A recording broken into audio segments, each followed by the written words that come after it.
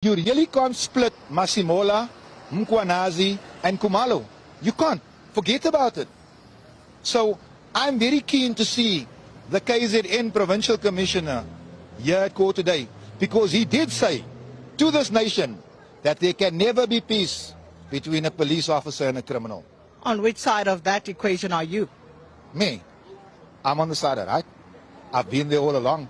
I've been there when we started this fight.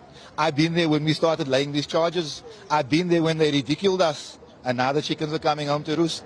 I come a long way to be here today. I come a long way to be here today. But this is not about me. This is about the children dying on the Cape Flats, while tens and hundreds of millions are being stolen, while people are buying hotels and sports cars. That's what this is about. So the optics matter, and I look at who you're accompanied by here this morning, and this is a gentleman who accompanied the Deputy Police Commissioner when he appeared before the ad hoc committee. And are we to read anything into that? Let's just say we started a conversation and I was looking for a lift. I'm not from Pretoria. Like I told you, I come a long way to be here today. I called the man up. I said to him, listen here, I believe... Which man? Did you call...